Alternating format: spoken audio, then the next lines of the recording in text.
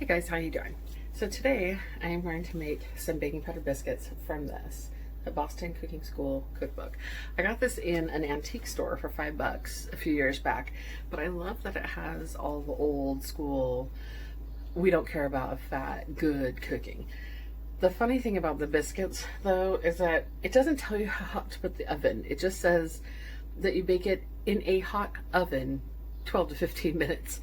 Well, I know that most breads bake between, well, biscuits I should say, bake between 350 and 375, so I've just put my oven at 350, and that's usually works just fine for this recipe. So I've gathered all the ingredients over here.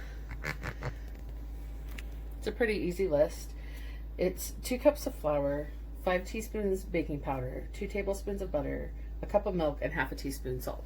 Now I'm going to be doing a double batch because this half and half is going to need to be used really fast or it's going to go bad, so why not use it instead of milk? There is 2 different baking powder biscuit recipes in here. The first one calls for a full cup of just milk, and the other one calls for half a cup of milk and half a cup of water. So I'm just using the half and half instead. Half and half is easy to substitute out in a biscuit type situation. If I'd had buttermilk, we could substitute that out, but unfortunately I do not have buttermilk right now. So let's get this going.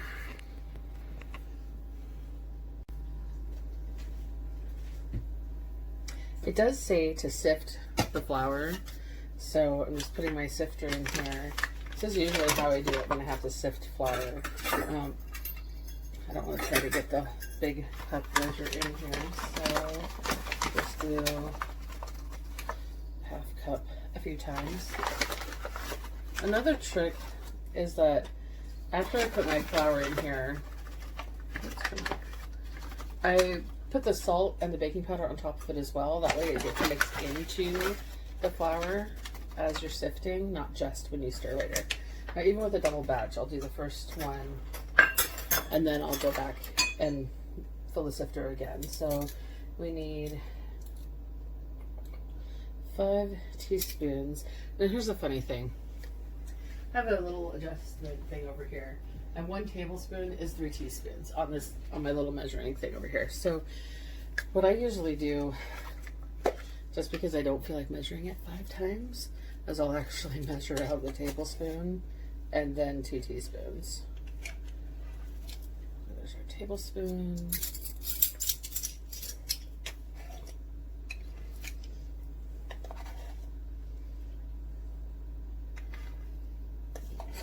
This one's almost empty, but that's okay. I have a backup. All right, so there's our 2, and then we need a half teaspoon of salt.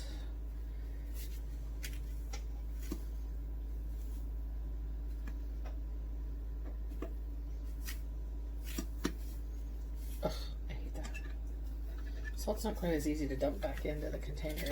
Alright, so now we just, and this is like seriously the old school sifter that you just turn the crank. They have more updated versions where you squeeze something in the handle. I just really like these old crank style. Got it at a yard sale or something, I'm sure.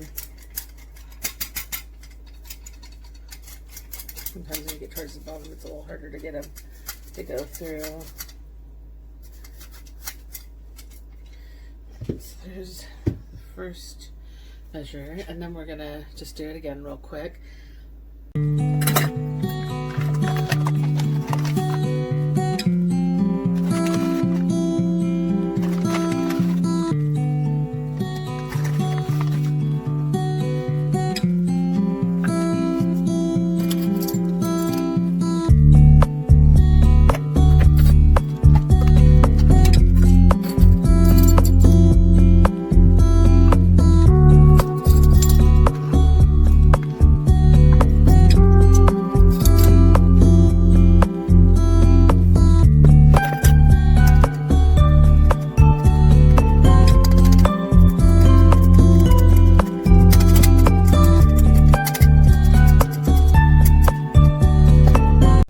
So the next thing that we're supposed to put in is the butter. And conveniently, it's always marked out here on the side of the paper, so it makes it really easy to measure. We need 2 for each batch, so a total of 4. And even though you can put it in one big lump, I usually don't. I just realized I didn't grab a knife.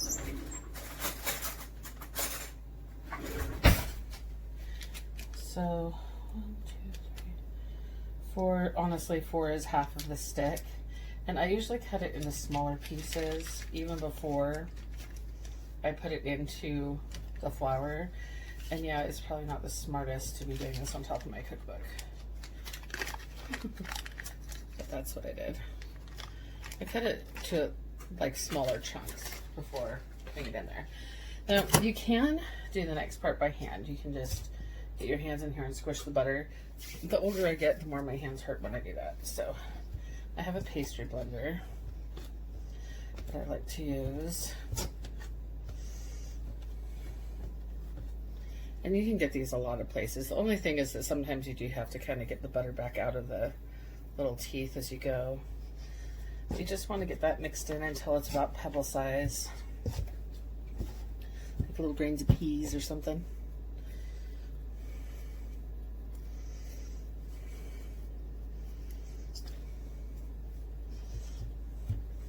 Okay, so maybe I really kind of do more of a combo. So I kind of do the pastry blender, but then I get my hands in there too, just to make sure, especially if it seems like I just can't get it squished down anymore, because the sizes in these are pretty good size and not quite pebble size. I don't know how this outside one got bent in, but it's kind of out of shape. I'm just gonna make sure these are down to that right pebble size. It still does most of the work. Now this one doesn't have a ton of butter in it, so if it was something that has more butter in it, like my dinner rolls, my yeast rolls, those I'd be more likely to actually use the pastry blender more. Okay, well, those are pretty small in there. All right, so the next thing is the milk, or in our case, half and half. So it's 1 cup for each. I'm just going to put 2 cups in my measuring cup here. Maybe I should have done a triple batch. Wasn't sure how much of that I had left, so I wanted to make sure I had enough. So with putting the milk in, you don't necessarily want to put it all in all at the same time, because sometimes you don't quite need as much. It always depends on humidity and just, I don't know, some people are better at measuring exact, like sift through your flour first. I actually say to stir it in with a knife, and honestly, I don't usually, but there happens to be a knife sitting here, so why not? I am going to put in a little more than half of that though, because it's definitely going to take at least a whole cup considering it's a double batch.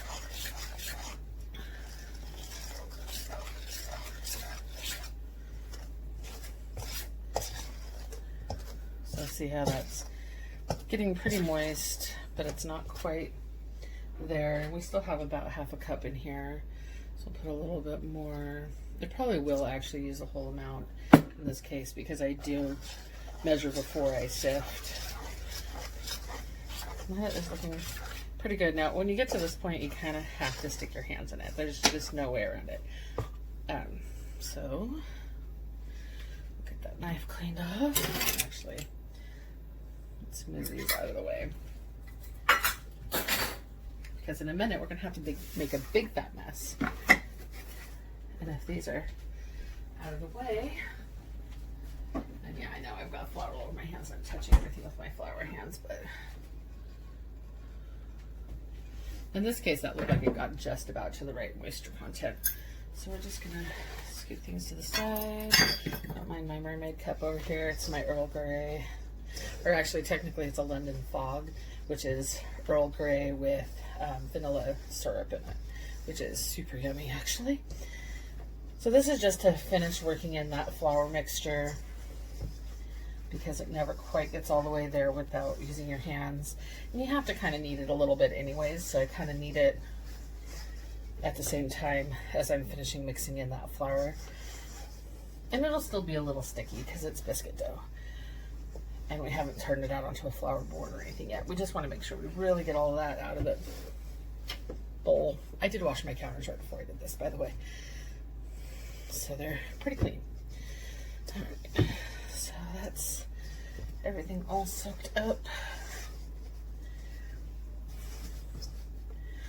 Pretty well needed. Now, because we didn't get it too wet, there's some stuck to my fingers, but it's not as bad as it could be, for sure. Alright, so I'm just gonna wash my hands off real quick. Be right back. Okay, I'm back. Now, I've cleaned up all the things we're done with at this point. I've put some flour on the board, put our dough down here, ready to be rolled out. I got a baking sheet. Mine happened to be old and kind of gross, and so I don't like baking directly on the cookie sheet anymore. I really should just get new ones or baking stones or something. But what I do is I just put down a silpat, in this case, or cooking parchment, something to just protect the breads from the mangy old nasty buildup. I've tried so hard to clean that up, but it doesn't work. So at this point, we just give it a barrier, and it still does its job. Also got out our rolling pins. So now we just need to roll this out. Oh no, there it is. We also have a very large biscuit cutter. It's literally, they're going to be the size of my hand, but I like really big biscuits, and it's a double batch, so why not?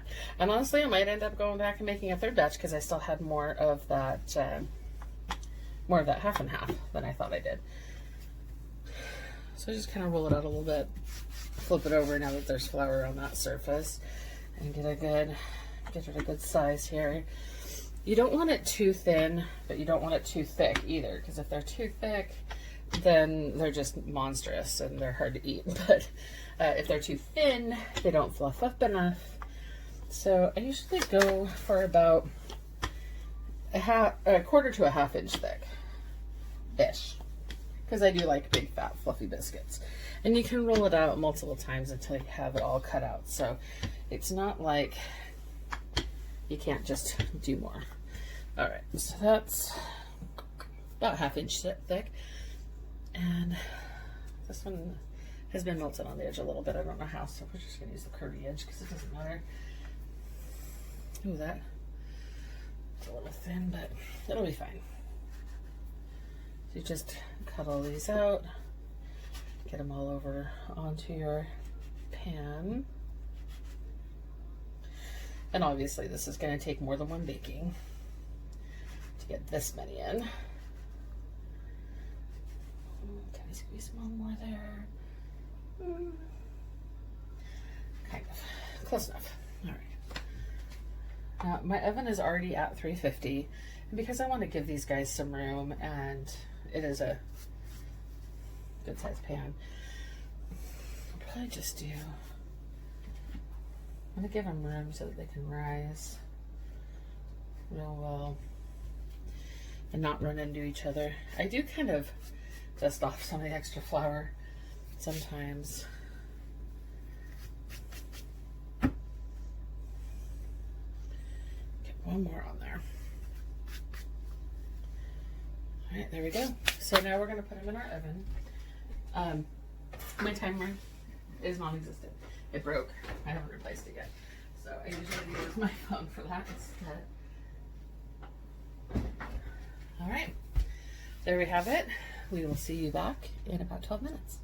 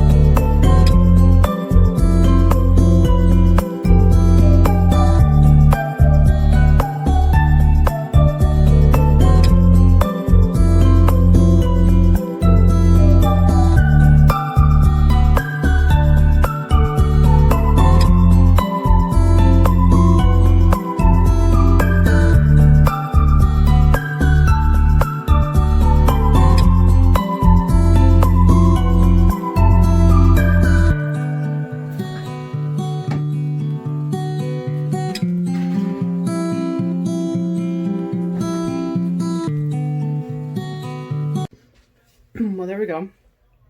There's biscuits. Now, if you like them this thick, that's fine. I honestly usually like them a little thicker, and they didn't rise or brown as much as I would like them to. So I did bump up the oven to 375. That's the problem with old cookbook where it just says hot oven. You don't know what they considered hot or how they even got it hot. So after I pulled this batch out, I recut the original ones to being more like 3/4 to an inch thick. So there's a batch of those in the oven right now.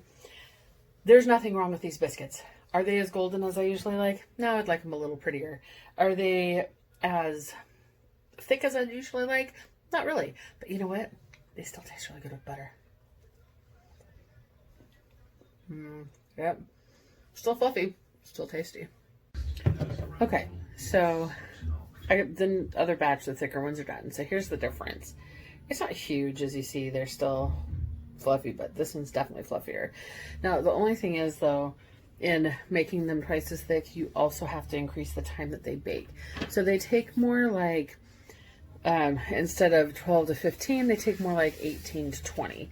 So now, though, I have my wonderful Death Star cookie jar, which is going to work as a biscuit jar for all of these lovely biscuits. Now, obviously, they're good for about anything. Just some butter on them is good. Butter and jam, maybe. They're great with some soup or pot roast. And you know what? They also make really good breakfast biscuits. So tomorrow morning, I'm probably going to fry up some ham, some eggs, cheese, and make wonderful little breakfast biscuits. They almost all fit in here. I'm starting to kind of have a hard time getting them all into the Death Star. And yeah, I know, I'm a nerd. Death Star cookie jar. Oh, hey, they all fit. Only because I ate a couple already. But that is one full Death Star. Full of... yeah, see, I can't even get the lid on properly. Yeah, I can't even wiggle them around and make them work. I guess it'll just sit all cockeyed for now. A Death Star full of baked yumminess. Bye, guys.